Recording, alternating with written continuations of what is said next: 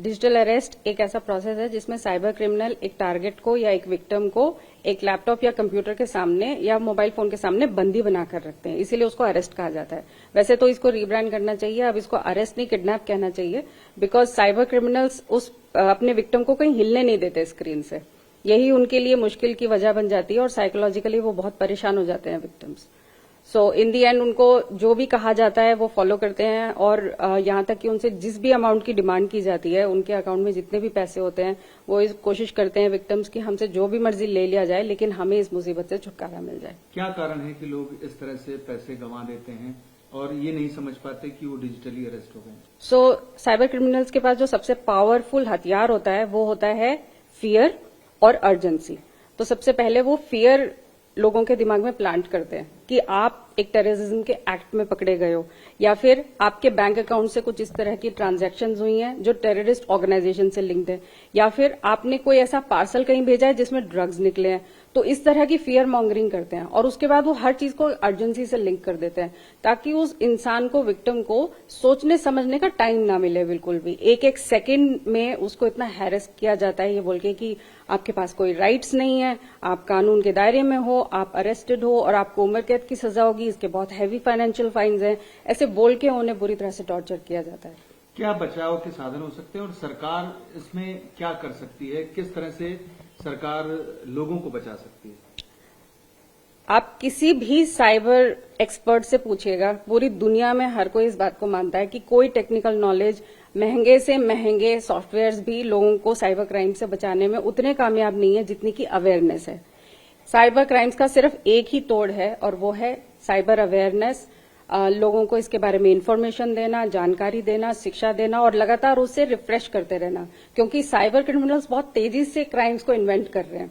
लोगों को पता भी नहीं चल रहा है कि किस तरह से नई नई साइकोलॉजिकल अटैक्स वो लोग इजाद करके ला रहे हैं। जैसे कि अभी आपने देखा होगा रिसेंटली वो वेडिंग कार्ड का स्कैम चल रहा है कि व्हाट्सएप पे लोगों को मैसिवली वेडिंग कार्ड्स भेजे जाते हैं और उस पर अगर आप क्लिक करते हैं तो एक तरह से आपका मोबाइल फोन वनरेबल हो जाता है और आपके मोबाइल फोन की सारी जानकारी क्रिमिनल्स के पास, साइबर क्रिमिनल्स के पास चली जाती है। उसके बाद में फिर वो फाइनेंशियल फ्रॉड करने में, अटैक करने में कामयाब हो जाते हैं। तो एक ही चीज है जो लोगों को साइबर क्राइम से प्रोटेक्ट कर सकती है और वो है अवेयरनेस। लेकिन सरकार ऐड तो दे रही है, लगातार अखबारों में ऐड आ रहे हैं। मुझे लगता नहीं है खाली ऐड देने से कुछ होगा।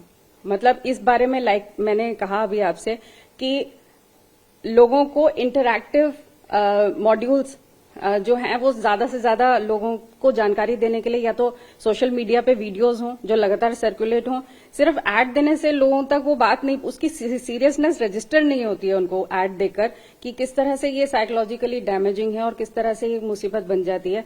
तो लोग या तो न्यूज में देख सकते हैं इस चीज को या फिर सोशल मीडिया में वीडियोस के थ्रू जब आप वो सीन को इनैक्ट करते हो तो लोगों को पता चलता है कि हम कितना साइकोलॉजिकली हम लोग किस तरह से फंस सकते हैं इसके अंदर और हमें क्या करना चाहिए। अगर ऐसी सेम सिचुएशन हमारे साथ होगी तो हम फिर लोग उसको पहचान पाएंगे। जैसे कि मैं कहती हूँ उनको रेड फ्लैग दिख जाएगा उसके अंदर, सिचुएशन के अंदर कि ऐसा हमने देखा था। एक सीन हमारे सामने इस तरह का आया था कि एक साइबर क्रिमिनल है, इस तरह से फोन करता है और इस तरह की बातें करता है। तो वो सीन जब रिपीट होता है उनके सामने तब वो ज्यादा आकर करेगा उनको, rather than reading it somewhere in the ad. वो ज्यादा कामयाब नहीं है।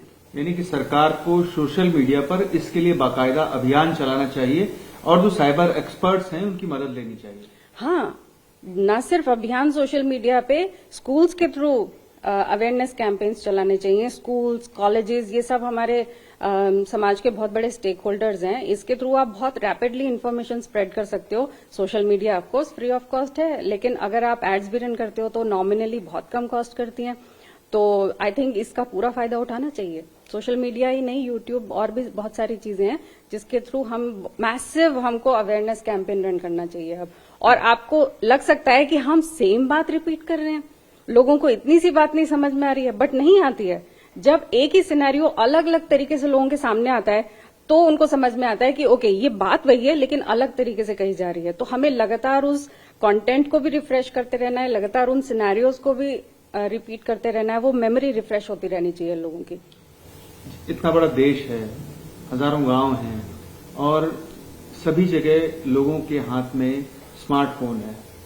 ये शिक्षा जिसकी आप बात कर रही हैं, जागरूकता की, वो कैसे गांव गांव तक पहुंचाई जा सकती है? Digital medium is amazing. आपको किसी को भी इस बारे में पहले से ही लोग एजुकेटेड हैं। जिस वक्त एक मोबाइल फोन वो खरीदते हैं वो खुद ही एजुकेट कर लेते हैं कि हमको उसको रन कैसे करना है। क्या आपको लगता है किसी ने लोगों को व्हाट्सएप कैसे चलाना है उसकी ट्रेनिंग दी है? लोग अपने आप ही इतने समझदार हैं कि अगर आप सिर्फ उन्हें राइट अमाउंट में इन्फॉर्मेशन देते हो, सिंपल इन्फॉर्मेशन अगर हम उन्हें देते हैं तो उनके लिए उस इन्फॉर्मेशन को ग्रास्प करना और उसे इम्प्लीमेंट करना बहुत ईजी होता है। यानी कि लोग अगर इस जाल में फंसते हैं, साइबर क्रिमिनल के जाल में फंसते हैं, तो उसकी वजह ग्रीड, डर और अर्जेंसी और जल्दबाजी है। और एक और भी है, साइबर क्रिमिनल्स फिलेंथ्रोपिक टेंडेंसी का भी फायदा उठाते हैं, यानी कि वो लोगों के अंदर दया भाव जगा कर भी फ्रॉड करने में कामयाब होते हैं।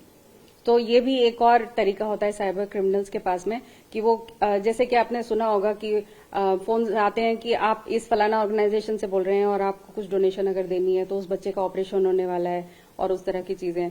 तो वो लोग फिलेंथ्रोपिक, जो हमारे अंदर एक दया का भाव है और जो हम किसी के लिए एक दूसरे की सफरिंग के लिए कुछ करना चाहते हैं, उसका भी वो लोग फायदा उठाते हैं। मैम, फिशिंग क्या है और उससे किस तरह से बचा जा सकता है? फिशिंग एक तरह से एक हुक है दाना डालने के लिए, जिससे कि आप विक्टिम्स की अपने टारगेट की सारी जानकारी निकलवा सके।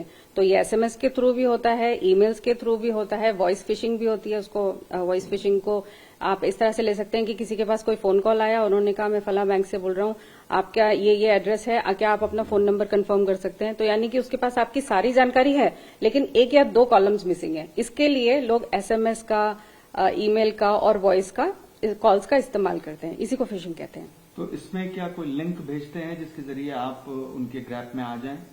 कई बार ये लिंक्स के थ्रू भी होता है। लाइक आई सेड, अलग अलग तरीकों से किया जाता है इसको। तो लिंक पे क्लिक करने वाला जो है वो ये है कि वो आपके डिवाइस को वनरेबल कर देता है। आपके डिवाइस का जो सिक्योरिटी का प्रोटोकॉल है उसको बाईपास कर देता है, आपके डिवाइस की as it is access cyber criminals को दे देता है। इससे बचाव की क्या साधन है? सबसे पहले तो जो एक हजारों बार जो बात कही जा चुकी है वही रिपीट करूंगी कि किसी भी क्लिक को लिंक करने से पहले 2-3 बहुत अच्छे टूल्स हैं हमारे पास, आप उनसे वेरीफाई कीजिए। जैसे कि वायरस टूल है, ये एक फ्री लिंक है, आप चाहें तो इसका डेमो भी कर सकते हैं। तो इसमें आपको क्लिक करने से पहले पता चल जाएगा कि ये सेफ है या नहीं क्लिक करने के लिए।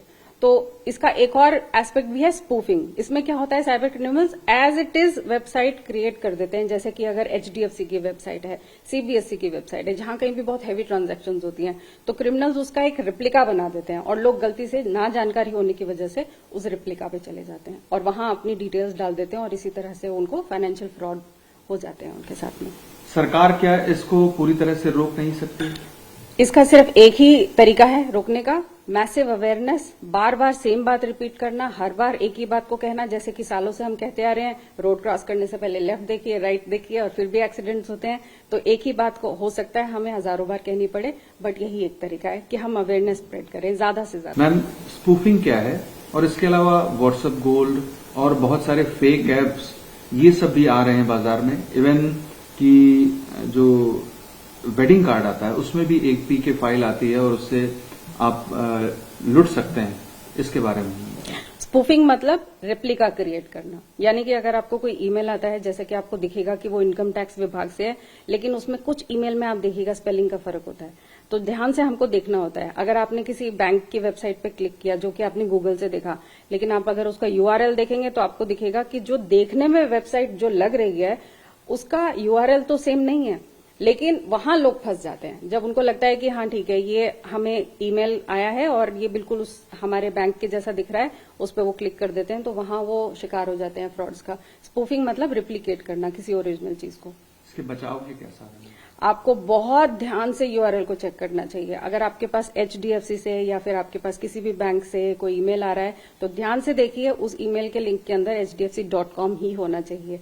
अक्सर आप देखेंगे कि वो छोटे छोटे अक्षरों में जो ऊपर यूआरएल लिखा होता है उसी के अंदर सारी कहानी होती है।